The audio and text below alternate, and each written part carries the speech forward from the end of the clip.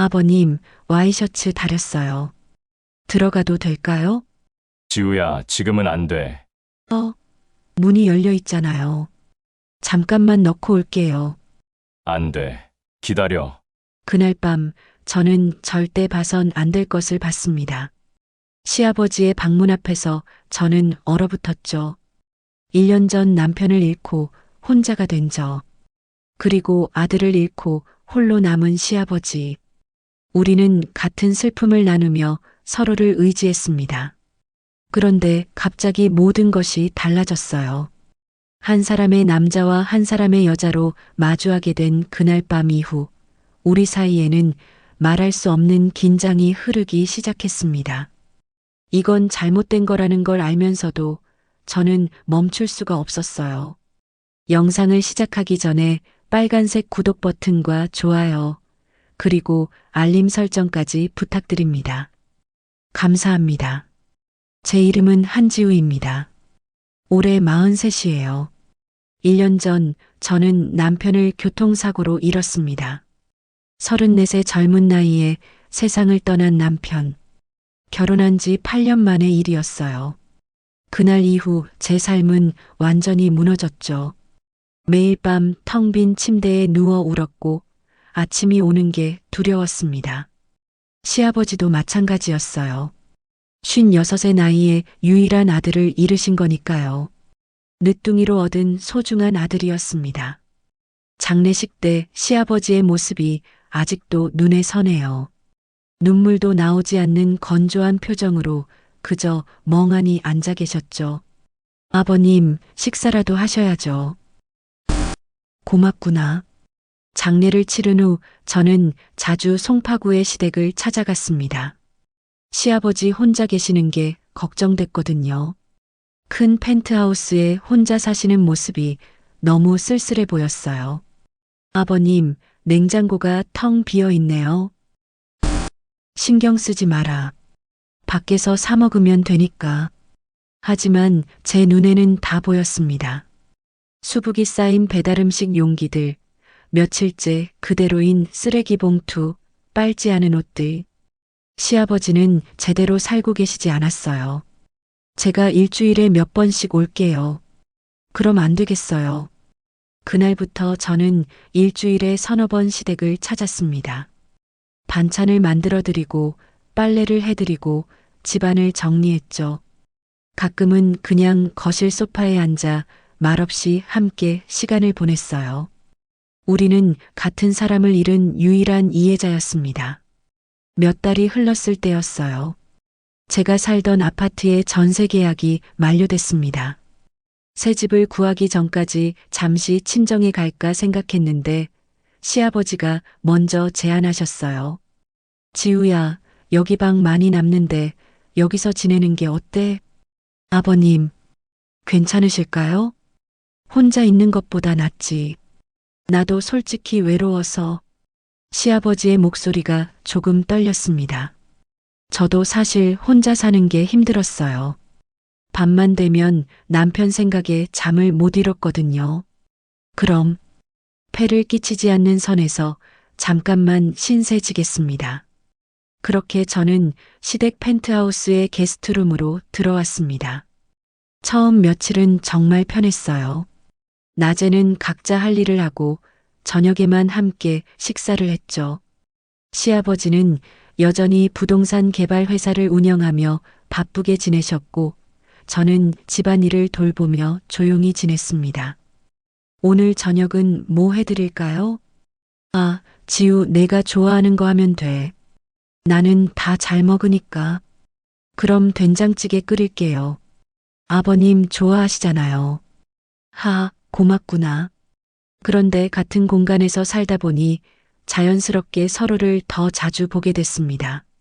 아침에 일어나면 시아버지가 이미 커피를 내리고 계셨어요.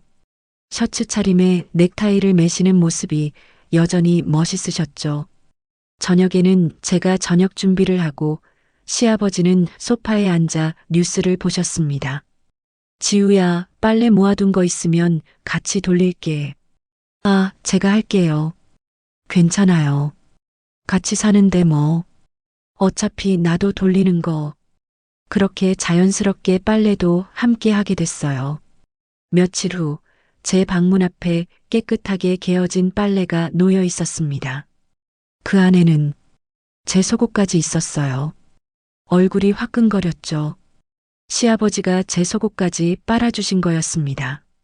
아버님, 속옷은 제가 따로 빨게요. 왜? 빨래는 빨래인데 뭐. 같이 사는데 그런 거 신경 쓰지 마.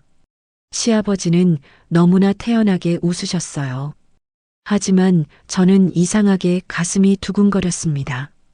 함께 산 지 한 달쯤 되었을 때 저는 시아버지를 조금씩 다르게 보게 됐어요.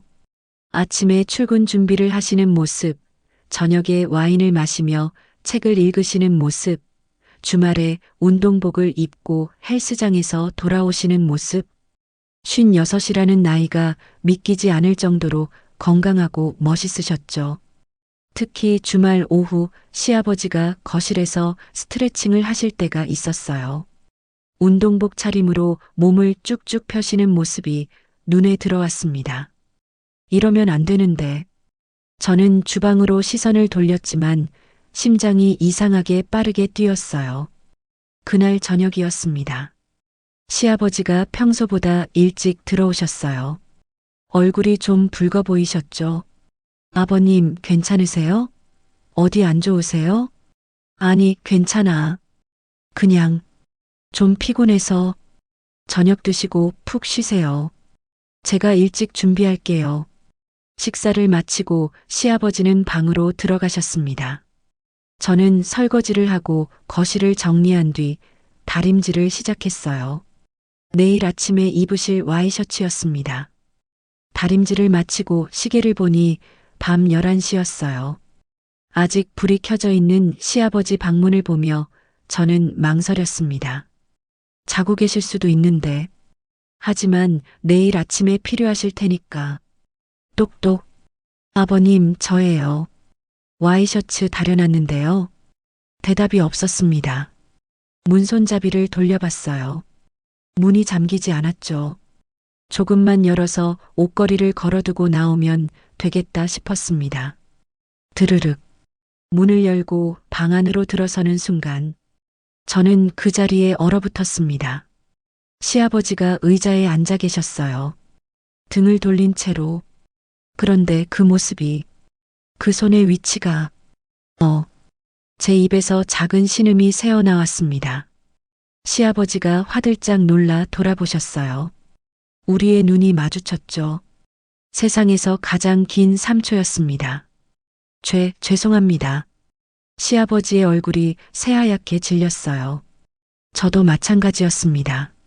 와이셔츠가 제 손에서 떨어져 바닥에 떨어졌죠. 지우야. 미안하다. 노크했는데 대답이 없어서. 아니에요. 제가. 저는 황급히 와이셔츠를 주워 침대 위에 올려놨습니다. 그리고 돌아서려는데 발이 떨어지지 않았어요. 하지만 그날 밤 저는 알지 못했습니다. 이 일이 우리 둘 사이의 모든 것을 바꿔놓을 거라는 것을. 그날 밤 이후 저는 한숨도 잘 수 없었습니다.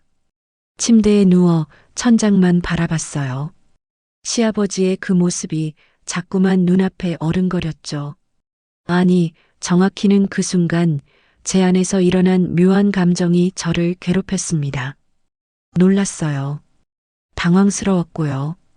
그런데 그게 전부가 아니었습니다. 제 안에 뭔가 이상한 감정이 싹트고 있었어요. 이건 뭐지? 이게 대체 뭐지?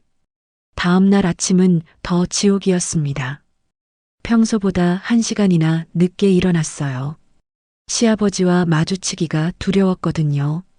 하지만 결국 마주쳐야 했죠. 주방으로 조심스럽게 나갔습니다. 시아버지가 식탁에 앉아 신문을 보고 계셨어요. 제 발소리를 듣고 고개를 드셨죠. 일어났구나. 네, 아버님. 우리는 서로의 눈을 제대로 마주치지 못했습니다. 시아버지의 얼굴도 붉었고 제 얼굴도 뜨거웠어요. 아침은 제가 준비할게요. 아니, 괜찮아. 나 회사 가야 해서. 시아버지가 황급히 일어나셨습니다. 가방을 들고 현관으로 향하시더니 문 앞에서 잠시 멈추셨어요. 지우야. 네. 어젯밤 정말 미안했다. 그 말을 남기고 시아버지는 서둘러 나가셨습니다. 쿵, 문이 닫히는 소리가 유난히 크게 들렸어요. 저는 그 자리에 주저앉았습니다. 가슴이 답답했어요. 어제 일이 없었던 것처럼 지낼 수 있을까? 우리는 다시 예전으로 돌아갈 수 있을까? 하지만 시간은 예전으로 돌아가지 않았습니다. 그날 이후로 일주일 동안 우리는 서로를 피했어요. 시아버지는 평소보다 늦게 들어오셨고 저는 일찍 방으로 들어갔죠. 저녁 식사도 따로 하기 시작했습니다. 아버님 드실 거 냉장고에 넣어뒀어요. 고맙다. 짧은 문자 한 통이 전부였어요. 이상하게도 그게 더 힘들었습니다. 예전에는 함께 식사하며 웃고 떠들었는데 이제는 조용하고 어색한 침묵만이 집안을 가득 채웠어요. 그러던 어느 금요일 밤이었습니다. 저는 거실 소파에 앉아 드라마를 보고 있었어요. 시아버지도 평소보다 일찍 들어오셨죠. 현관문이 열리는 소리에 저는 긴장했습니다.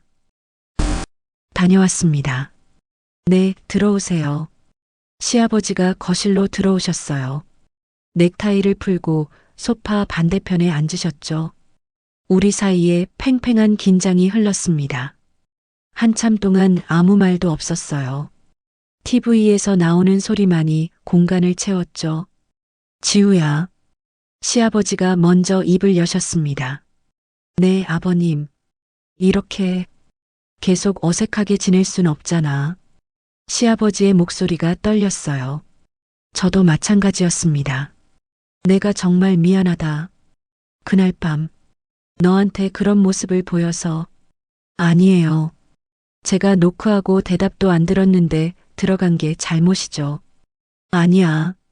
문을 제대로 안 잠근 내 실수야. 우리는 서로를 탓하며 사과했습니다. 하지만 진짜 문제는 그게 아니었죠. 지우야, 솔직히 말해도 될까?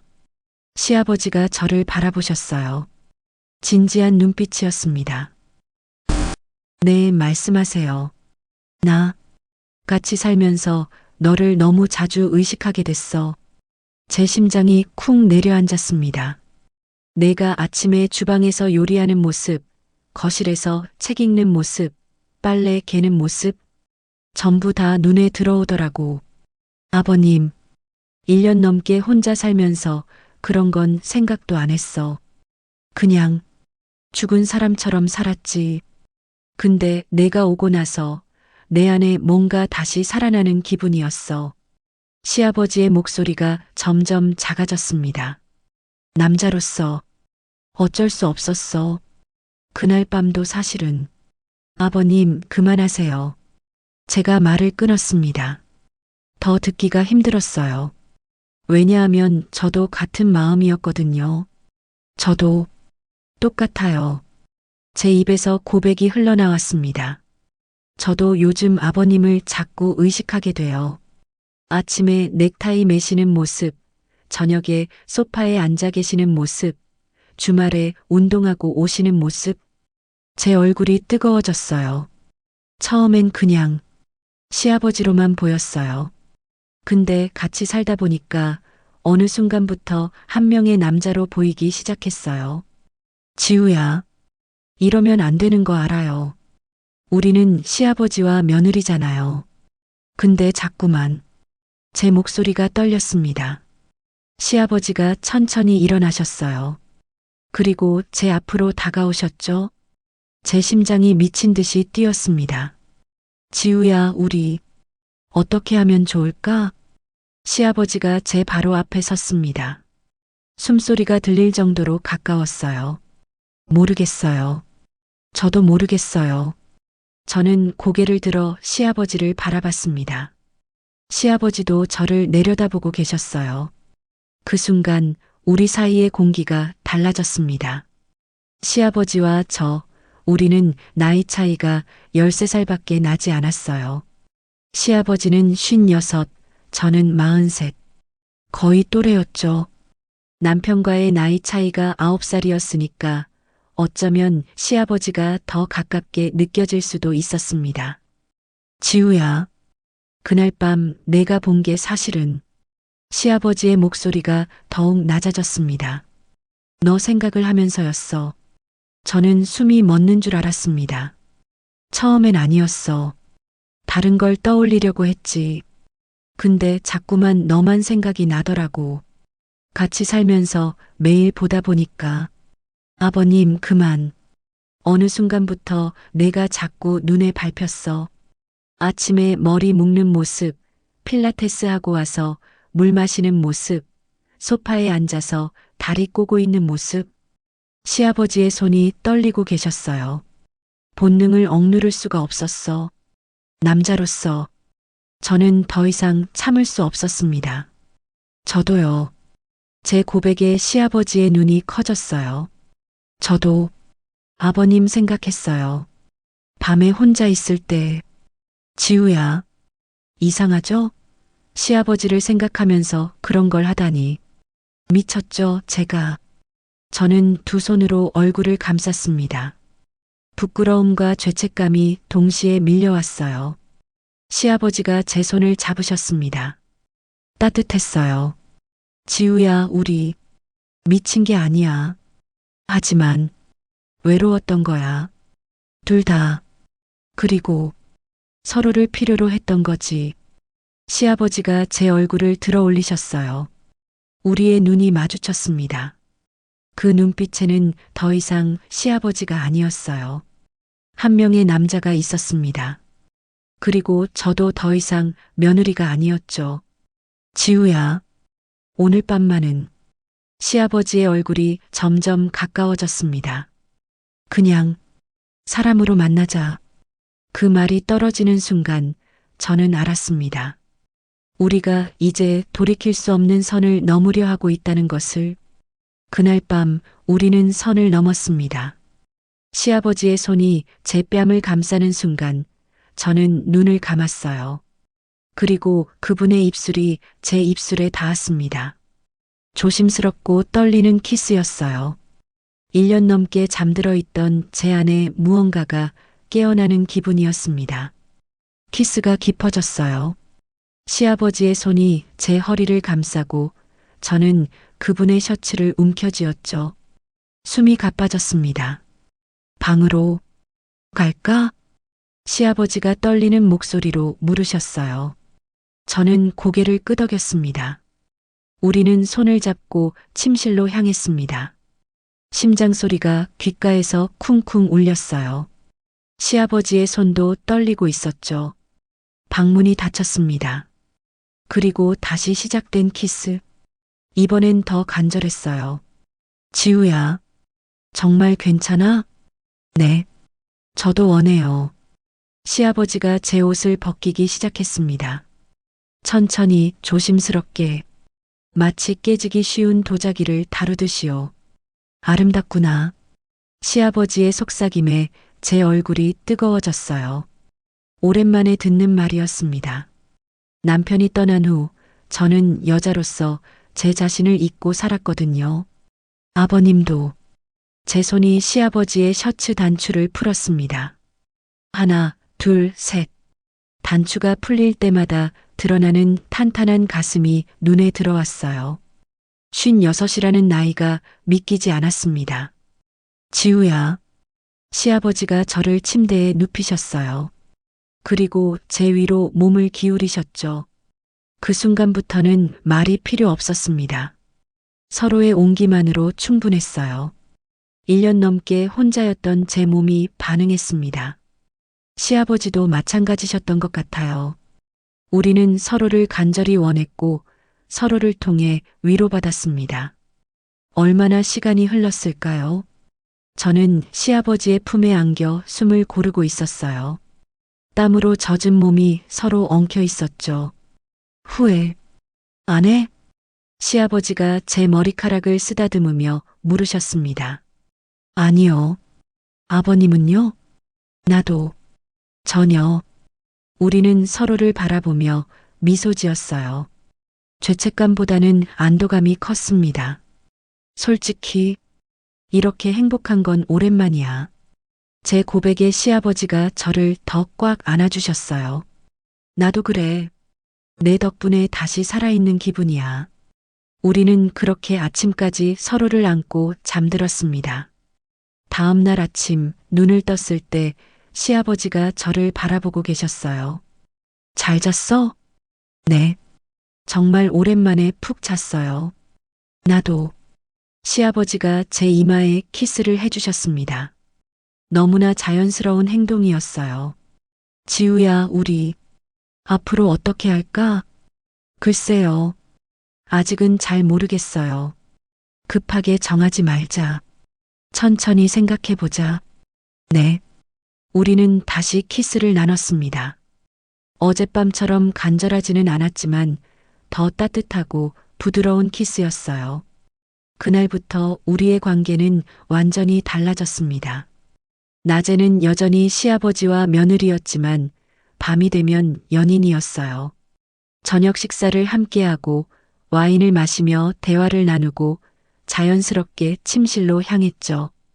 오늘 회사에서 큰 계약 성사됐어. 정말요?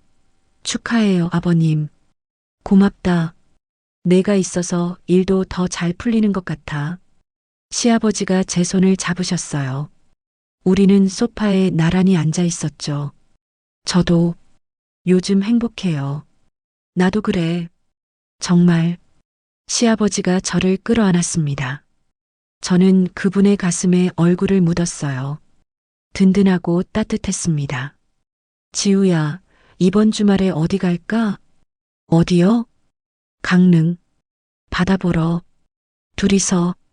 제 심장이 두근거렸어요. 여행이라니. 가고 싶어요. 정말로요. 그럼 내가 펜션 예약할게. 조용한 곳으로. 그 주말 우리는 강릉으로 향했습니다. 차 안에서도 우리는 손을 잡고 있었어요. 시아버지가 운전하시는 동안 저는 창밖을 바라보며 미소 지었죠. 이렇게 설레는 기분이 얼마만인지. 뭐가 그렇게 좋아? 그냥 오랜만에 여행 가는 게 좋아서요. 나도 그래. 너랑 단둘이 시간을 보낼 수 있어서. 펜션에 도착했을 때는 해가 지고 있었어요. 바다가 보이는 작은 펜션이었죠. 와, 정말 예쁘다. 저는 창밖으로 보이는 바다에 감탄했습니다. 마음에 들어? 네, 너무 좋아요. 시아버지가 뒤에서 저를 감싸 안으셨어요. 우리는 그렇게 한참을 바다를 바라봤습니다. 지우야. 네. 내가 있어서 정말 다행이야. 시아버지의 목소리가 떨렸어요. 저는 그분의 손을 꽉 잡았습니다. 저도요. 아버님이 계셔서 다시 살 수 있었어요. 우리는 돌아서서 서로를 마주봤어요. 그리고 자연스럽게 입술이 닿았죠.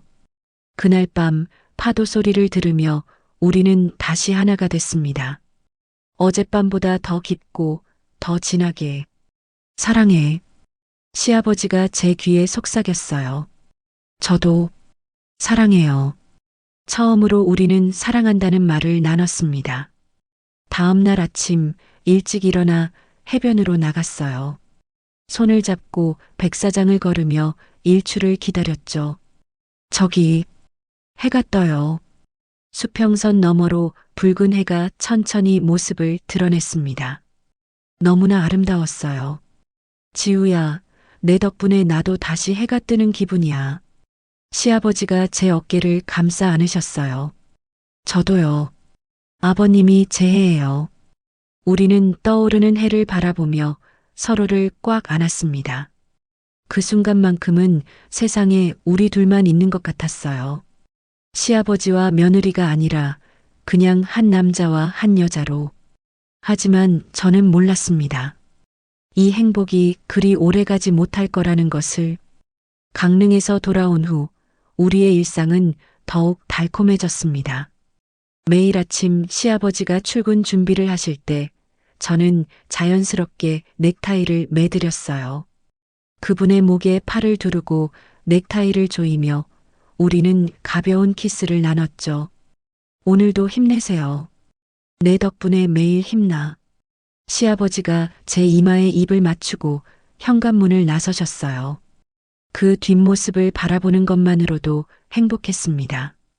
저녁이 되면 제가 시아버지를 기다렸어요. 식탁을 차리고 촛불을 켜고 와인을 준비했죠. 다녀왔어. 어서 오세요. 오늘 피곤하셨죠? 내 얼굴 보니까 다 날아가네.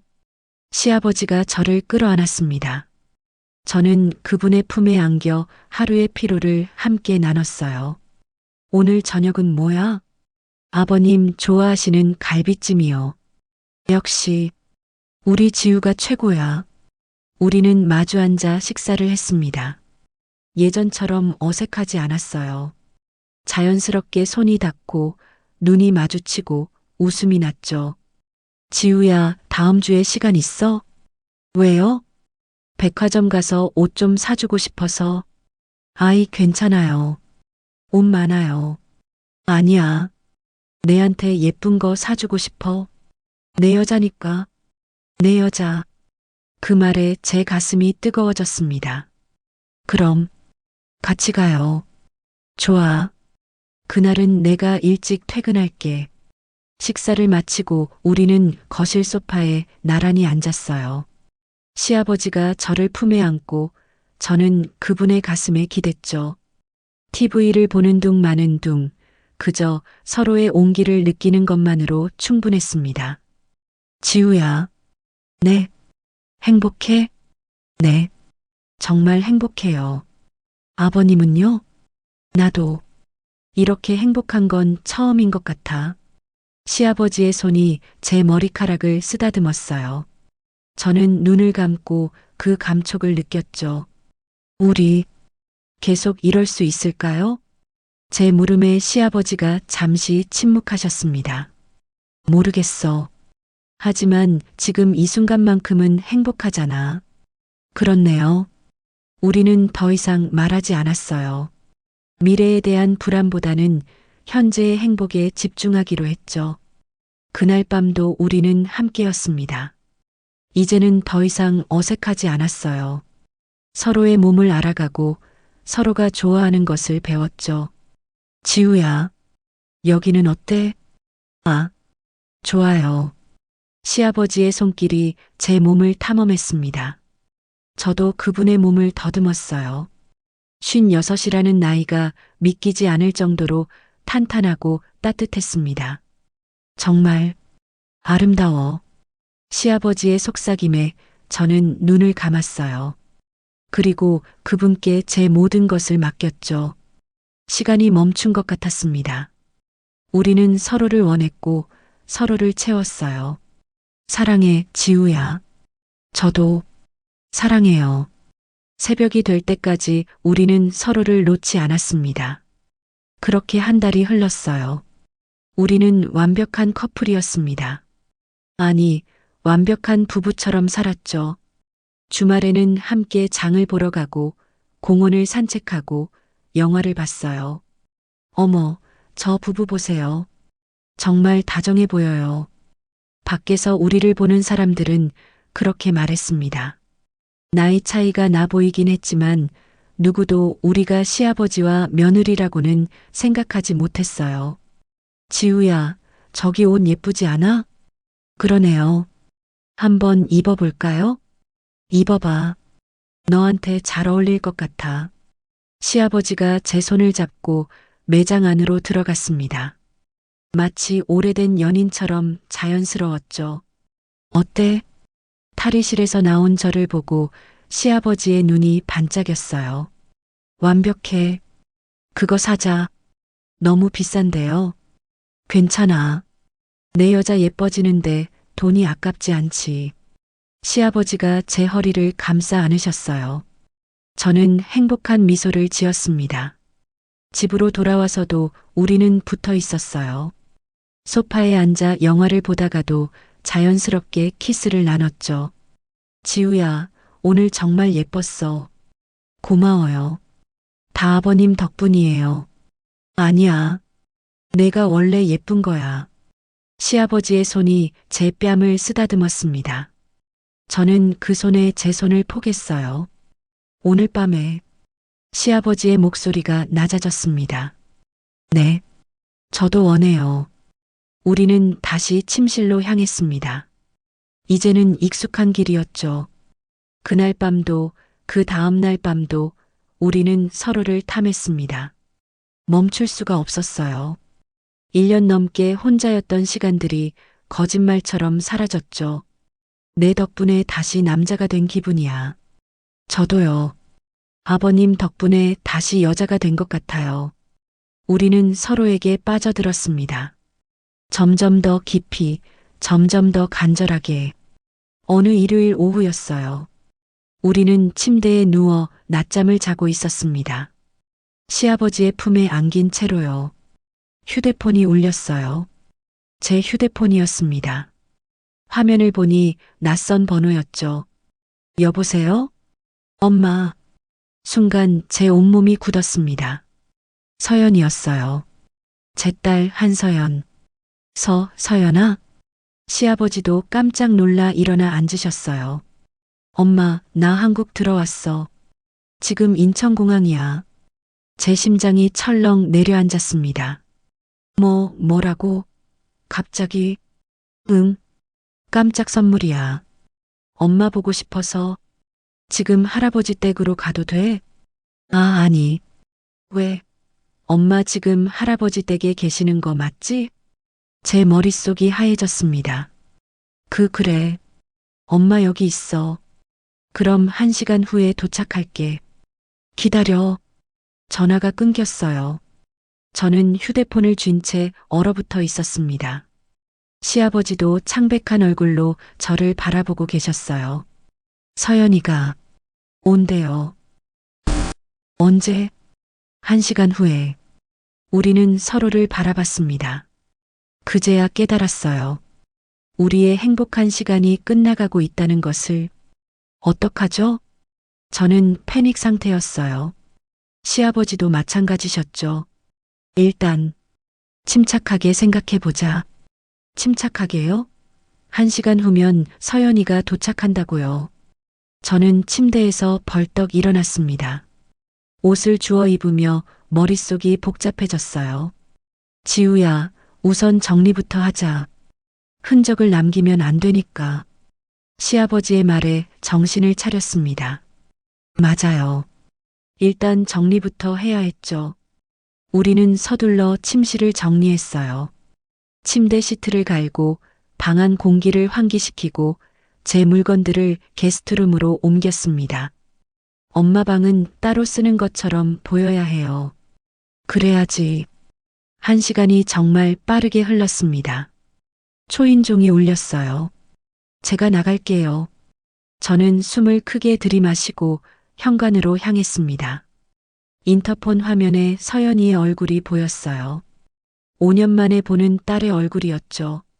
문을 열었습니다. 엄마. 서연이가 달려와 저를 껴안았어요. 저도 딸을 꽉 안았습니다. 그리운 냄새, 익숙한 온기. 보고 싶었어요, 엄마. 나도. 정말 보고 싶었어. 눈물이 났어요. 하지만 이 눈물이 기쁨 때문인지 아니면 불안 때문인지 저도 잘 모르겠었습니다. 할아버지는요? 안에 계셔. 들어가자. 거실로 들어가니 시아버지가 소파에 앉아 계셨어요. 어색한 미소를 지으며 일어나셨죠. 서연아, 왔구나.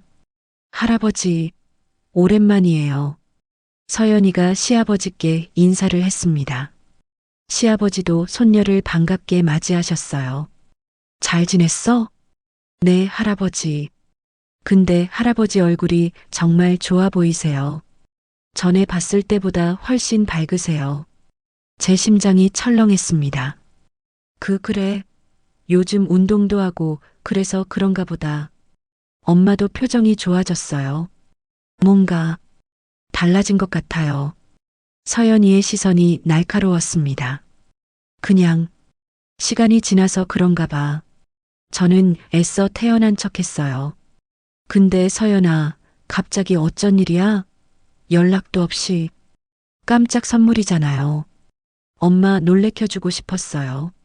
그리고 호주 생활 정리하고 한국으로 완전히 돌아오려고요. 뭐라고? 회사 때려치웠어요. 이제 엄마랑 같이 살고 싶어서. 제 머릿속이 하얘졌습니다. 엄마 혼자 계시는 거 걱정됐거든요. 할아버지도 연세가 있으시니까 두 분 다 돌봐드리고 싶어서요. 아니, 서연아. 엄마는 괜찮아. 혼자서도 잘 살고 있어. 그래도요. 난 엄마랑 같이 있고 싶어요. 할아버지도 괜찮으시죠? 서연이가 시아버지를 바라봤어요. 아, 그래. 괜찮지. 시아버지도 어색하게 대답하셨습니다. 그럼 저도 여기서 같이 지내도 돼요? 방 많잖아요.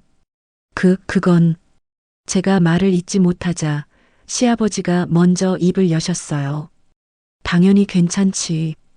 우리 손녀가 왔는데. 감사해요, 할아버지.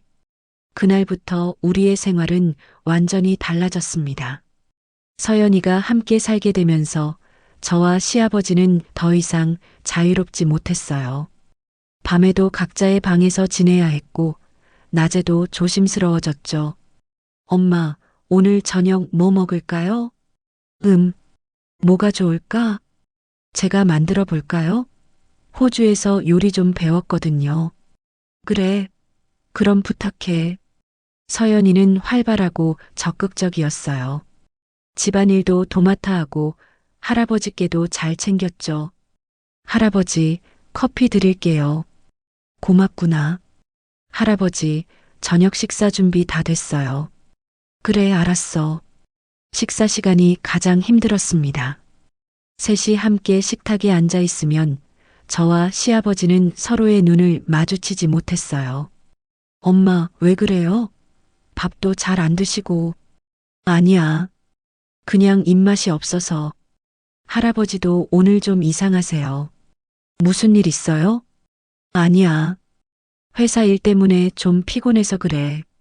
서연이의 눈빛이 날카로웠습니다. 뭔가 눈치채고 있는 것 같았어요. 일주일이 지났습니다. 저는 시아버지를 단 한 번도 제대로 마주하지 못했어요. 복도에서 스쳐 지나갈 때도, 거실에서 마주칠 때도 우리는 어색하게 인사만 나눴죠. 안녕히 주무세요. 그래, 지우도. 그게 전부였습니다. 밤이 가장 외로웠어요. 침대에 누워 있으면 시아버지가 그리워졌습니다. 그분의 품, 그분의 온기, 그분의 목소리. 어느 날 밤 저는 참을 수 없었어요. 조심스럽게 방문을 열고 복도로 나왔습니다. 시아버지의 방 앞까지 갔죠. 똑똑. 아주 작게 문을 두드렸습니다. 지우야? 시아버지의 목소리가 들렸어요. 네. 저예요. 들어와. 문을 열고 들어갔습니다. 시아버지가 침대에 앉아 계셨어요. 보고 싶었어요. 나도. 정말 미칠 것 같았어. 시아버지가 저를 끌어안았습니다. 저는 그분의 품에 안겨 눈물을 흘렸어요. 이러면 안 되는데. 서연이가 깰 수도 있는데. 알아. 하지만 내가 너무 그리웠어. 우리는 조용히 키스를 나눴습니다. 간절하고 애절한 키스였어요. 지우야, 우리 어떻게 해야 할까? 모르겠어요. 서연이가 있는 한 계속 이렇게 참고 살 수는 없잖아. 그렇지만 그때였습니다. 복도에서 발소리가 들렸어요. 엄마, 서연이의 목소리였습니다. 저는 화들짝 놀라 시아버지에게서 떨어졌어요. 시아버지도 당황하셨죠. 엄마, 거기 있어요? 문 앞까지 온 것 같았어요. 아, 네. 엄마 여기 있어. 저는 서둘러 문을 열었습니다. 서연이가 복도에 서 있었어요.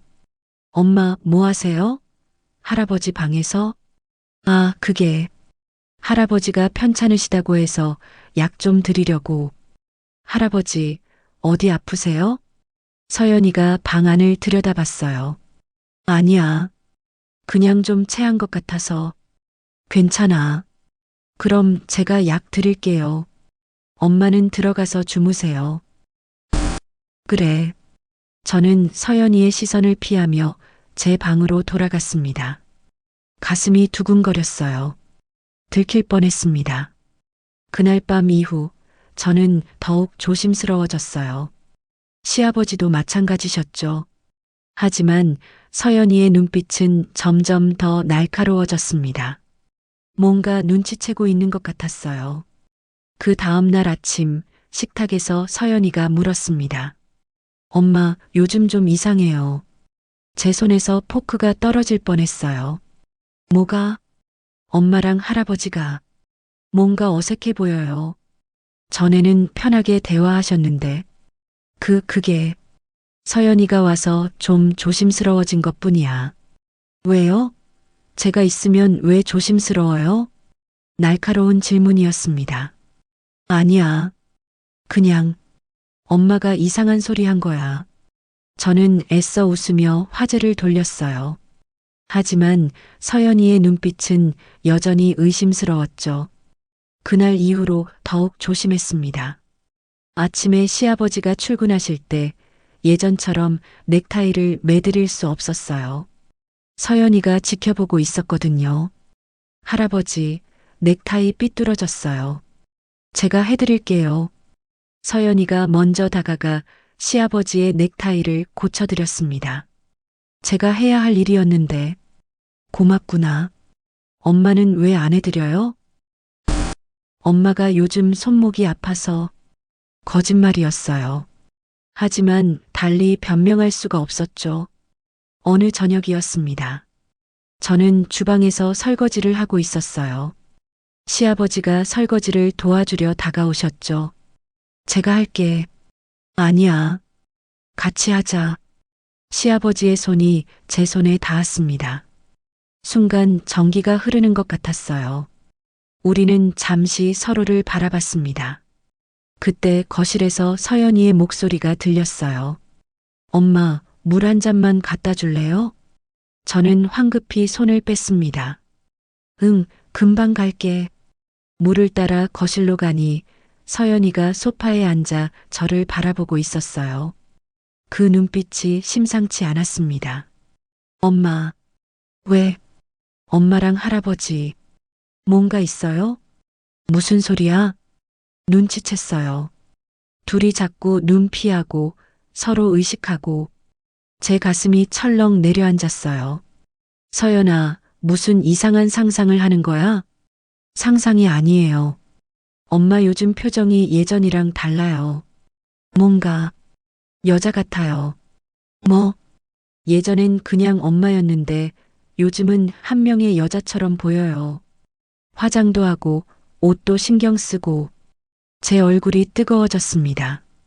그건 그냥 엄마도 좀 관리하려고 그런 거야. 할아버지도 그래요.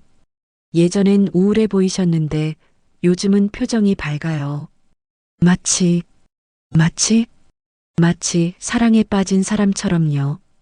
제 심장이 멈추는 줄 알았습니다. 서연아, 지금 엄마한테 무슨 말을 하는 거니? 엄마, 솔직하게 말해줘요.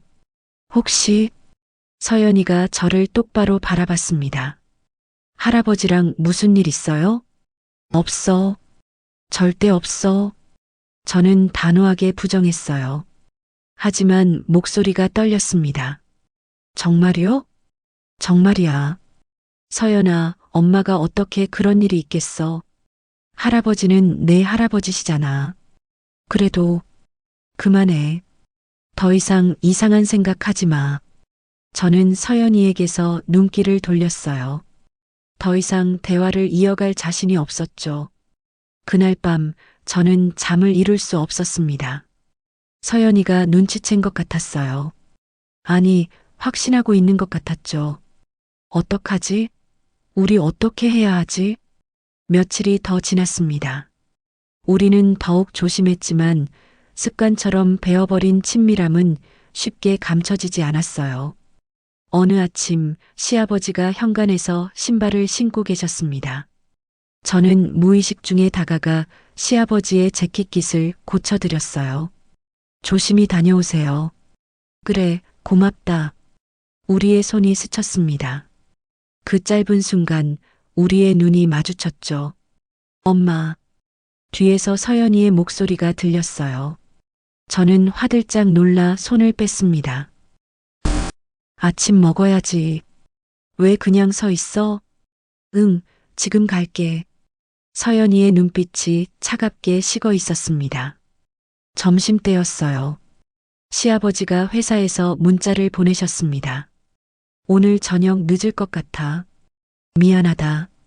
저는 답장을 보내려다가 멈췄습니다. 서연이가 제 옆에서 저를 보고 있었거든요. 할아버지한테 온 거예요? 응. 뭐래요? 저녁 늦는데. 엄마, 왜 할아버지 문자에 웃어요? 웃었어? 네. 방금 휴대폰 보면서 미소 지었어요. 제 얼굴이 뜨거워졌어요. 무의식 중에 웃고 있었나 봅니다. 그냥 뭐라고 답장할까 생각하다가 엄마, 정말 아무 일도 없어요? 서연아, 엄마가 몇 번을 말해야 돼? 그럼 왜 자꾸 이상하게 행동해요? 왜 할아버지 보면 표정이 달라져요? 왜 할아버지 문자에 웃어요? 서연이의 목소리가 높아졌습니다. 서연아, 엄마, 솔직하게 말해요. 엄마랑 할아버지, 무슨 사이예요? 사이라니. 우리는 시아버지와 며느리 사이야. 정말요? 정말 그게 다예요? 서연이가 제 눈을 똑바로 바라봤습니다. 저는 대답할 수 없었어요. 거짓말을 할 수도, 그렇다고 진실을 말할 수도 없었죠. 엄마가 대답 안 하는 거 자체가 답이네요. 서연아, 제발. 알았어요. 더 이상 묻지 않을게요. 서연이가 자리에서 일어났습니다.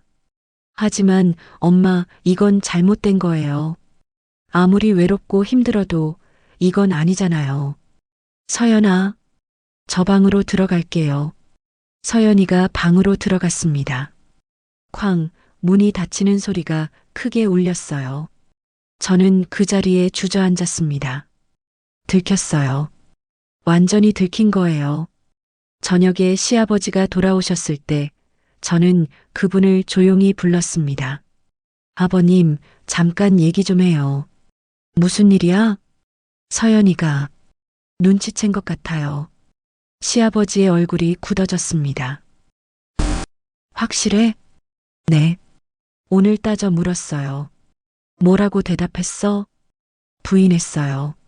하지만 서연이가 믿지 않는 것 같아요.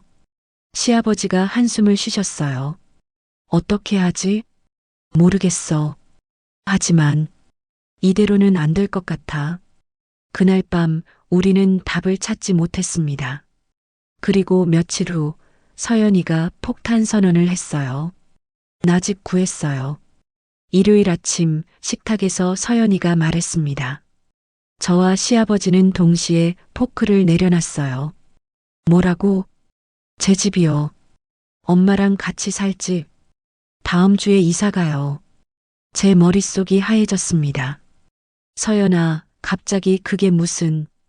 엄마, 여기서 계속 있을 순 없잖아요. 서연이가 저를 똑바로 바라봤어요. 할아버지한테 폐만 끼치고 있어요. 우리 이제 나가는 게 맞아요. 하지만 할아버지, 서연이가 시아버지를 향했습니다. 그동안 정말 감사했어요. 엄마 돌봐주시고. 아니야. 나도 좋았어. 외롭지 않았거든. 시아버지의 목소리가 떨렸어요. 이제 할아버지도 할아버지 인생 사셔야죠. 우리 때문에 불편하시면 안 되니까. 서연이의 말 한마디 한마디가 칼처럼 날카로웠습니다. 식사를 마치고 서연이가 자리를 떠났어요. 저와 시아버지만 식탁에 남았죠. 지우야, 알아요. 이게 맞는 것 같아요. 제 눈에서 눈물이 흘렀습니다. 서연이가 다 알고 있는 것 같아요. 그래서 우릴 떼어놓으려는 거예요. 미안하다. 아니에요. 제가 미안하죠. 아버님을 이런 상황에 빠뜨려서. 지우 잘못이 아니야. 우리 둘 다. 시아버지가 제 손을 잡으려 하셨어요. 하지만 저는 손을 뺐습니다. 이제 그만해야 해요. 이게 우리를 위한 거예요. 일주일이 빠르게 지나갔습니다. 서연이는 부지런히 이사 준비를 했어요. 강남에 있는 괜찮은 아파트를 구했다고 했죠. 엄마, 짐 다 쌌어요? 응, 거의 다. 저는 제 물건들을 박스에 담았습니다. 이 집에서 보낸 시간들이 주마등처럼 스쳐 지나갔어요. 시아버지와 처음 함께 식사하던 날, 그분과 손을 잡았던 순간, 강릉 바다에서 일출을 보며 사랑을 고백하던 날, 모든 게 꿈 같았습니다. 이사 가는 날 아침이었어요. 이삿짐 센터 기사님들이 짐을 옮기고 있었습니다. 저는 거실에 서서 마지막으로 집안을 둘러봤어요. 시아버지가 제 옆에 서셨습니다. 지우야. 네. 내 덕분에. 정말 행복했어. 저도요. 우리는 서로를 바라봤습니다. 말하지 않아도 알 수 있었어요. 이게 마지막이라는 것을. 이제 새로운 삶 살아. 아버님도요. 꼭 행복하세요. 그래. 약속하마. 서연이가 다가왔어요. 엄마, 이제 가요. 그래. 저는 시아버지께 마지막 인사를 했습니다. 그동안 정말 감사했어요. 아버님, 나도 고마웠어. 지우야. 우리는 악수를 나눴습니다. 따뜻한 손길이었어요. 하지만 이제 놓아야 했죠. 엘리베이터를 타고 내려가면서 저는 눈물을 참았습니다. 서연이 앞에서 울 수는 없었거든요. 차 안에서 서연이가 말했어요. 엄마 잘한 거예요. 그래. 엄마도 이제 엄마 인생 사세요. 할아버지에게 매달리지 말고. 서연아. 네. 엄마는 할아버지한테 매달린 게 아니야. 그럼 뭐예요? 서로 위로했던 거야. 같은 슬픔을 가진 사람들끼리. 서연이는 아무 말도 하지 않았어요. 새 집에 도착했습니다. 서연이가 구한 아파트는 깨끗하고 좋았어요. 하지만 제 마음은 텅 비어 있었죠. 엄마, 여기 괜찮죠? 응, 좋다. 이제 우리 둘이 새롭게 시작해요. 엄마도 엄마 인생 찾으시고, 저도 제 일 찾고. 그래야지. 그날 밤 저는 혼자 방에 누워 있었어요. 시아버지 생각이 났습니다. 지금쯤 그분도 혼자 텅 빈 집에 계시겠죠. 며칠이 지났습니다. 저는 새로운 일상에 적응하려 노력했어요. 아침에 일어나 서연이 아침을 준비하고 집안일을 하고 저녁에는 함께 드라마를 봤죠. 하지만 자꾸만 시아버지가 생각났습니다. 그분은 잘 지내고 계실까? 제대로 식사는 하시는 걸까? 외롭진 않으실까?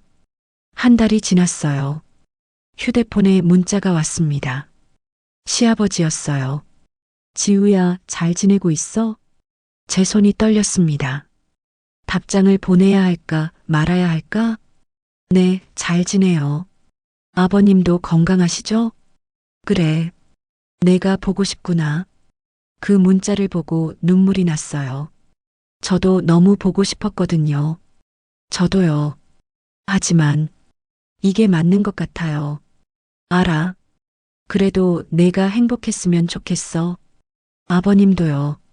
그게 우리의 마지막 문자였습니다. 시간이 더 흘렀어요. 어느 날 서연이가 말했습니다. 엄마, 오늘 소개팅 어때요? 뭐? 회사 선배님이 괜찮은 분 있다는데요. 엄마 나이 또래래요. 아니야. 엄마는 괜찮아. 엄마, 이제 새로운 사람 만나야 해요. 계속 혼자 살 순 없잖아요. 생각해 볼게. 사실 저는 아직 준비가 안 됐어요. 마음속에 시아버지가 여전히 남아 있었거든요. 하지만 언젠가는 놓아야 한다는 것도 알고 있었습니다. 6개월이 지났습니다. 저는 서연이의 권유로 소개팅을 나가기 시작했어요. 처음엔 어색했지만 점점 새로운 사람들을 만나는 게 나쁘지 않았죠. 그중 한 분이 괜찮았습니다. 제 또래의 따뜻한 분이었어요. 우리는 천천히 알아가기로 했죠. 어느 날 그분과 카페에서 차를 마시고 있었어요. 지우 씨는 전에 어떻게 지내셨어요? 저요? 남편을 일찍 여의었어요. 힘드셨겠어요. 네. 정말 힘들었어요. 근데 누군가 덕분에 다시 일어설 수 있었죠. 누구요? 그냥 소중한 분이었어요. 저는 미소를 지었습니다. 시아버지를 떠올리며 그날 밤 집으로 돌아오는 길에 문자를 받았어요.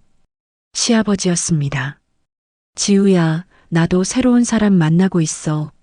내 말대로 새로운 삶을 살아보려고. 제 가슴이 찡했습니다.